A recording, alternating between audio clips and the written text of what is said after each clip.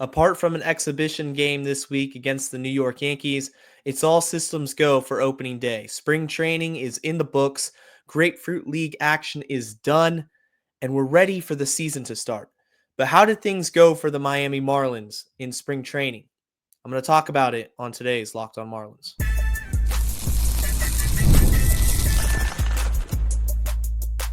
You are Locked On Marlins, your daily podcast on the Miami Marlins. Part of the Locked On Podcast Network, your team every day.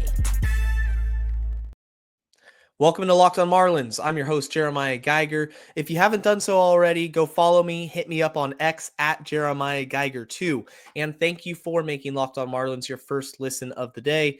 Part of the Locked On Podcast Network, your team every day. Make sure you subscribe to the YouTube channel so you never miss an episode moving forward, and leave your comments, of course, in the comments section about the Marlins.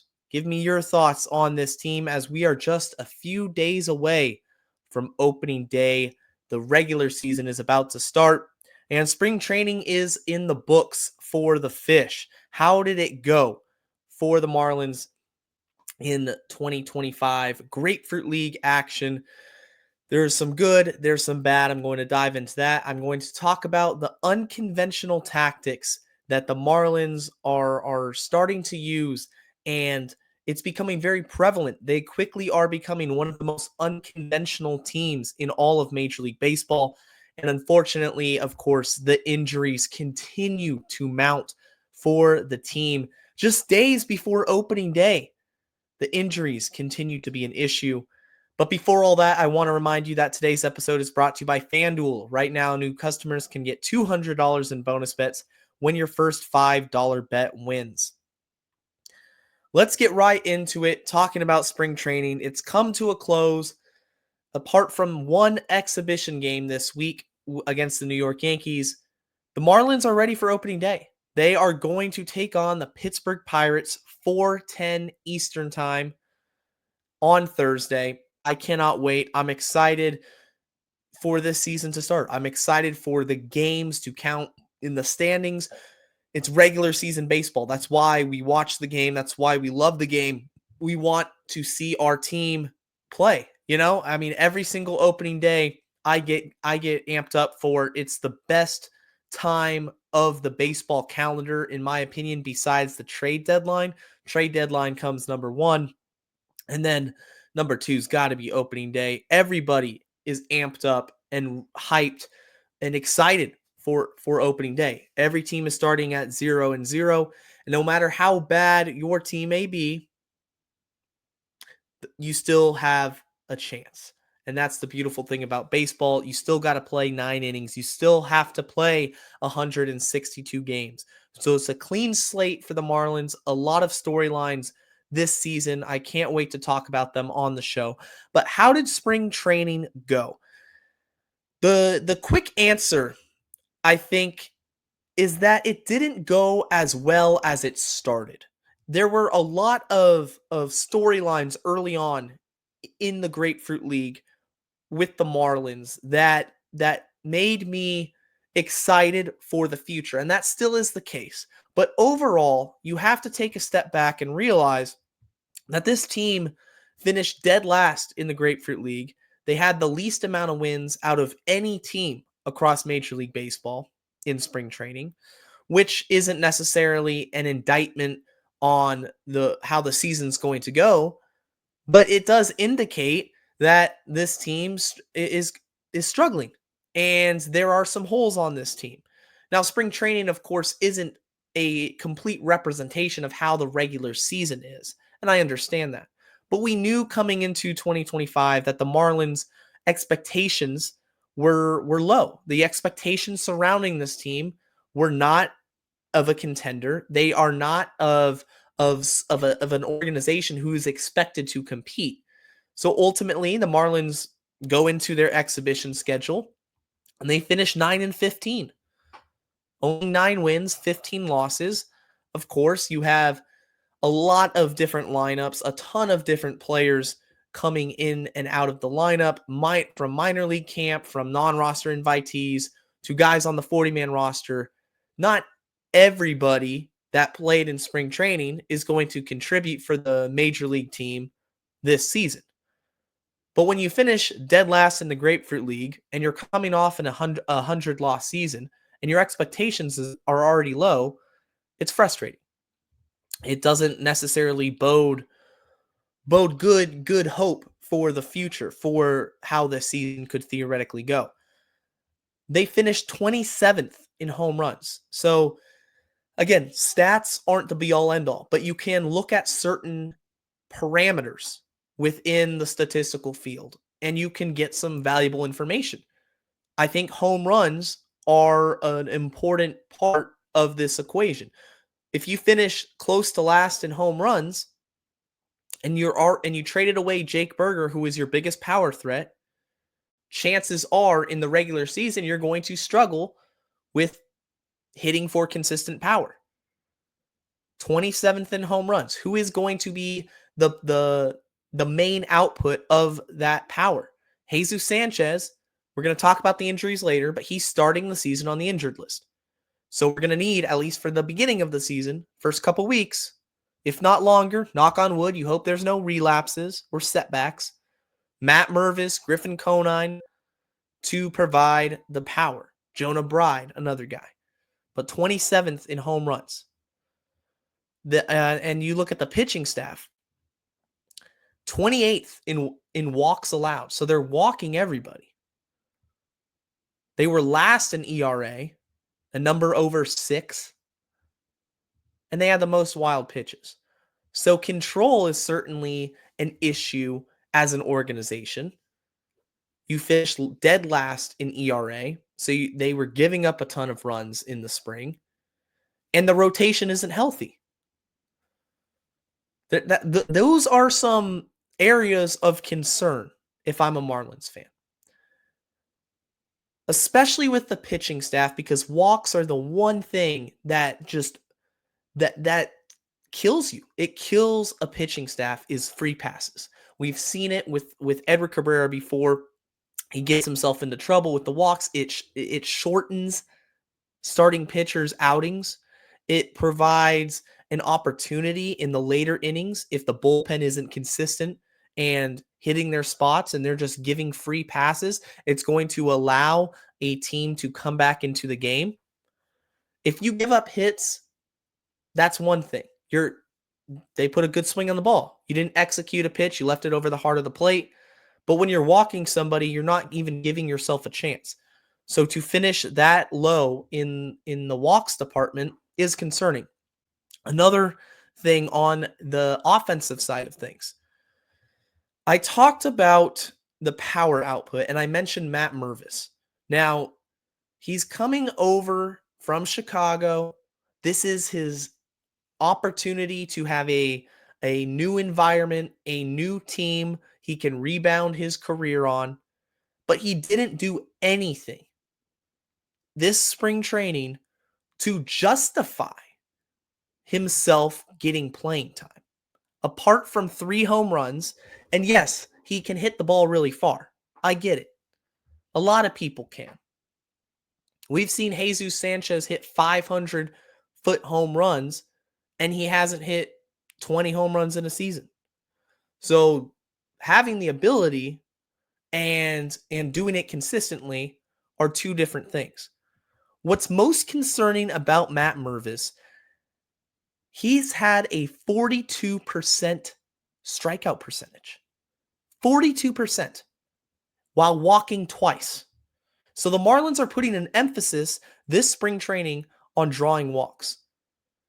They're giving up a lot of walks on the pitching side of things, but offensively, they've done a good job at their plate discipline and overall trying to grind out at bats, wait for the right pitch, and take their walks. Kyle Stowers, who notoriously around Marlins fans is one of the players who they would want to see benched or in AAA among some groups. Kyle Stowers had a lower K percentage than Matt Mervis did while walking more. So apart from the 3 home runs, Matt Mervis really didn't do anything to suggest this spring training that it's going to be different for his career and his season than it was in Chicago. And that is concerning when you consider that he most likely is going to be either the first baseman or the designated hitter for a lot of the games to start the season. Of course, spring training games, they don't count in the stat books. Stat sheet doesn't matter. So he's going to have an opportunity to right the ship. But when you only walk twice and you strike out 42%, that's concerning for a player who's traditionally struggled with the strikeouts. Coming up next, I'm going to talk to you about the unconventional tactics that the Marlins are using, a decision in particular that I just cannot get behind. That's going to come up right after this.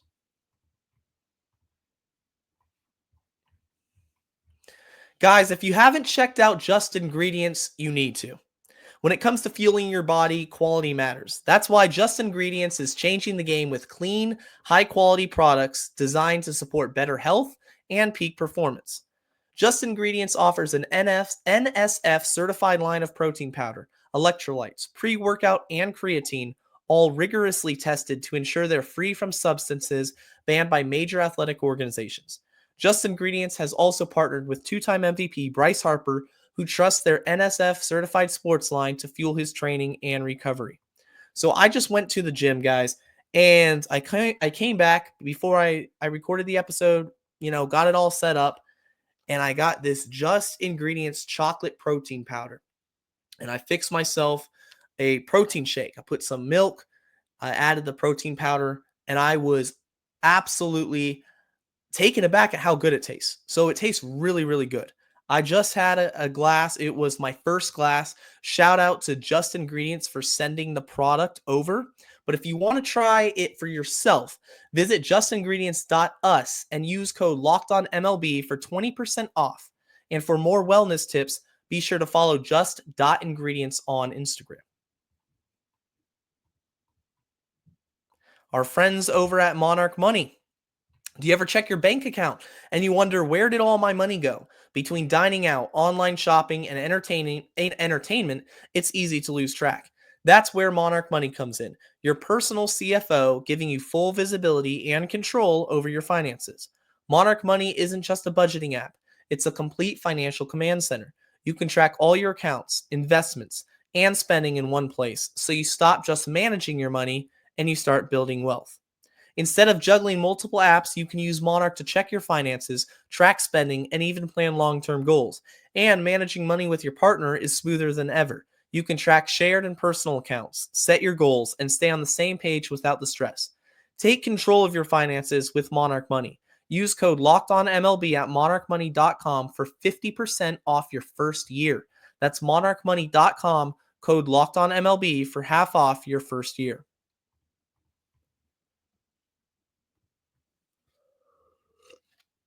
I had to take a sip of water. Second segment is underway.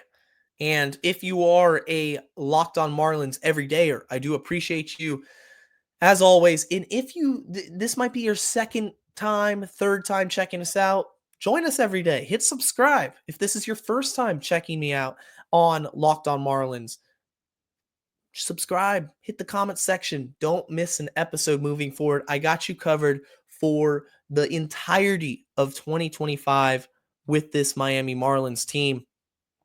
And we're talking about the unconventional ways the Marlins operate. So, according to Marlins Miners, news came out tonight that the Marlins were going to send out Adam Mazur to Double-A to start the year. He's starting the year in Double-A. Why? What is the reasoning behind this? I can't think of any. I really can't think of any. I advocated for Adam Mazur to be in the Marlins rotation to start the year with all the injuries that they are dealing with right now. And now Adam Mazur is going to start the year, presumably, in Double-A Pensacola. And I don't understand the reasoning behind it. If you can think of a reason, please let me know in the comments section, because right now I don't get what they're trying to do with his development as a pitcher. Remember, Mazur already has 8 major league starts. Now, those starts didn't go well, right? He struggled in his first stint in the major leagues. But all that aside, when he came over to Miami's organization from San Diego in the Tanner Scott trade, he showed a ton of improvement. He showed the potential in AAA, by the way. The Marlins started him out in AAA last season when he came over. But he showed the potential to be a starter in the rotation. He had a very solid spring. He was cut from big league camp and was assigned to AAA Jacksonville. So at that point, I expected him to start out at least in Jacksonville and be one of the first call-ups to start the season. But now all that has shifted to the fact he's not even going to be in Jacksonville's rotation. He's going to be in Pensacola's. Do they really feel that he has that much more to develop, that he's going to see a lesser competition and a lesser talent in AA against rather than even AAA? I mean, we were talking about Adam Mazur potentially being the 4th or 5th starter once Edward Cabrera and Ryan Weathers are down. But that's not the case. He's going to start 2 levels below the major leagues. And for the life of me, I don't understand it. This is one of Miami's unconventional tactics, one of their development, I guess ways they're trying to change how they do things from the rest of other baseball teams. Adam Mazur shouldn't be in AA. Point blank, period. Instead, the Marlins are going to roll out a rotation that is really pieced together and hanging on by a thread. Sandy's going to start opening day. And then we don't know if Connor Gillespie is going to start game 2 or game 3. I mean, it could be a bullpen game. We have Cal Quantrill and Ryan Weathers. They're locked in. Connor Gillespie, who had a good spring training, he's in the rotation. Who's the 5th guy? Who is that other guy that we don't know yet? Presumably, it could have been Jansen Junk. They were trying to stretch him out as a starter. Excuse me. And he actually left the last game he pitched in with back spasms. So I don't know the timetable on him yet, but it's not Junk, who was potentially a name to watch for. It's not going to be Adam Mazur now. It's probably going to be Valente Belloso, who was assigned to AAA. He was cut from big league camp, but now he's going to have to come up and start a game, start the second or third game, it looks like. I had the order here. Clayton McCullough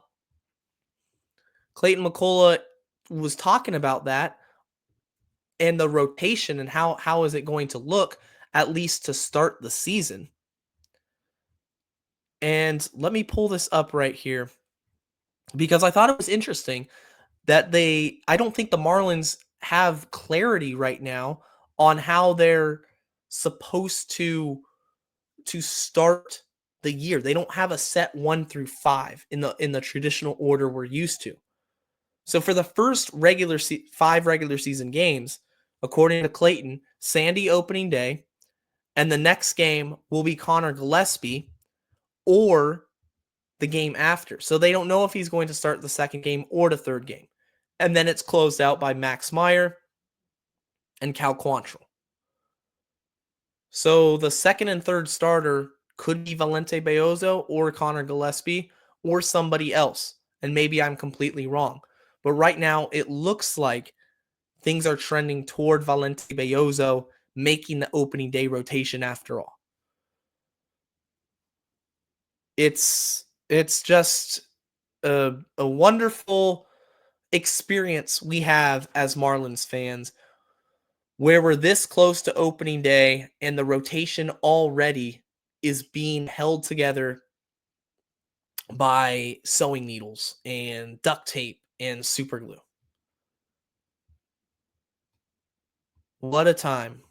What a time to be a fan. I am excited, don't get me wrong. I am very excited for this season, but it's frustrating to see this rotation that I thought could be a strength just already suffer injuries and there's already question marks and we haven't even played a inning of regular season baseball.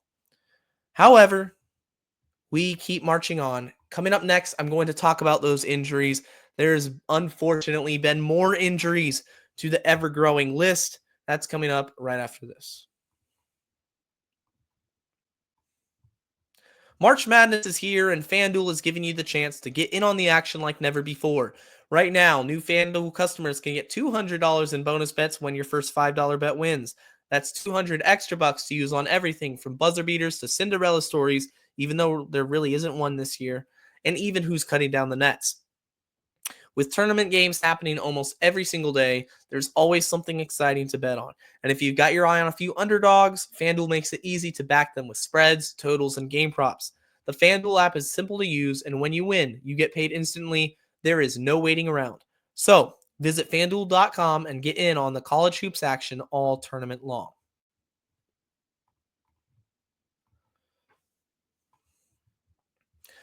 Be sure to hit me up with any comments or questions you want me to cover on the show. A reminder that Friday's episode is always going to be a mailbag episode. So whatever topic I have for that show, I always will include your questions for that day's episode.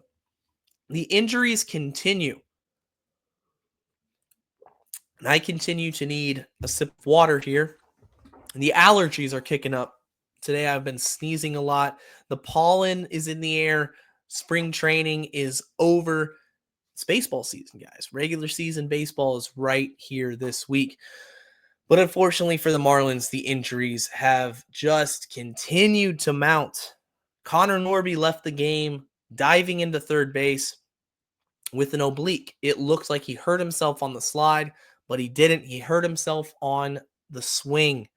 And according to Craig Mish, he's going to start the season on the injured list, which is the worst news you could hear from the Marlins offensive lineup. It's going to take a huge hit on them. And hopefully obliques are tricky. It's the same thing that Jesus Sanchez went down with. And he was shut down. He's shut down for 4 weeks, 4 to 6 weeks. Hopefully it's not as serious for Connor Norby or more serious, and he's back in the lineup very soon. But it's a big blow. It's a big blow. He is going to be the everyday third baseman for this team. He is going to be one of the cornerstones potentially for this organization, and he's not going to start on opening day. Along with Jesus Sanchez, you could argue that those two players are easily among the best Marlins offensive guys. They're the best hitters. Xavier Edwards, of course, the best contact hitter on the team, but from a complete standpoint, from a power standpoint rather, Jesus Sanchez offers a lot of power. Connor Norby, he offers power, extra base hits, but he's not going to start opening day. It's a really tough break for the Marlins. Declan Cronin, one of the bullpen pieces who is going to have a important role moving forward in this season with a newly constructed bullpen from opening day last year to this year. It does look a lot different, but Declan Cronin had a breakout season. I believe he only allowed 1 home run, maybe 2 home runs last year, but there was a huge stretch to start the season, well into the late summer months. I can't remember the exact day it was, but he didn't give up a home run for the majority of last year. And it was a pretty cool storyline. But Cronin, he's going to be out for a little bit. He's injured. So Cronin's out. Obviously, Ryan Weathers is out. That's a huge blow to the rotation. Edward Cabrera, he's throwing again. He was dealing with a blister, but he's throwing again. That's a good sign for him. It's a good sign for the Marlins because the Marlins do need depth. I do think ultimately Edward Cabrera should be moved to the bullpen. But if he's healthy, that the state of the Marlins rotation as it is, I expect that he will be in the rotation. So Norby's down, Cronin's down, Ryan Weathers is down, Edward Cabrera is on his way back, Jesus Sanchez is still down. And that's not even counting the fact that you're subtracting Braxton Garrett from this scenario, who is out for the season. Jesus Luzardo was traded away. The Marlins are going to struggle to get through this season, especially if the injuries continue. A clean bill of health is the one thing you really want if you're Miami. You want to see guys develop, of course. You want to see them produce and get quality at-bats, quality innings on the pitching staff. But if you can't stay healthy, none of that's going to matter. So health-wise, you really want these guys to get better and to get back as quickly as possible, and you hope that it doesn't keep happening. And you wonder why it happens in the first place. Why are all these injuries happening to the Marlins? The Marlins are a very injury-riddled team. Last season was the same exact scenario. This season, haven't even played a game yet in the regular season. The injury bug has hit us like a sledgehammer. What is it? What's going on? You know, you have the second largest weight training conditioning facility for your players. Bruce Sherman advocated for that. That was his investment. Why are they all getting hurt? What is going on? Is it just bad luck? Because I'm skeptical that everything can just be resorted to, well, it's baseball, it's spring training, players get hurt. Well, now you have your second best pitcher out, your longest tenured Miami Marlin, who's going to start every day in the outfield, he's out. Your franchise, potentially your franchise third baseman, although he shouldn't be playing third base, that's a different topic. But a cornerstone player, he's injured. A key bullpen piece, he's injured. So the injuries have been brutal for this team. And it cannot continue. They have to limit the injuries. Otherwise, it's going to be a really long and tedious year just to get through games. You're going to have players coming over off the waiver wire just to fill a role, fill up a position, get these guys healthy. Everybody has to recover moving forward. But spring training does come to a close. It's all systems go from here on out. Opening day. There is an exhibition game against the New York Yankees. I'm not a huge fan of that. I guess it's kind of cool if you like the Yankees in South Florida and want to go see them. It's a way to generate revenue. But overall, you shouldn't be promoting the Marlins playing the Yankees. Oh, Aaron Judge is traveling with the Yankees. Cool. You're the Marlins. You're not the Yankees. You're not an Aaron Judge fan. I mean, you can like Aaron Judge. I like Aaron Judge. But you're rooting for the Marlins. You are the Marlins. So it should be about the Marlins.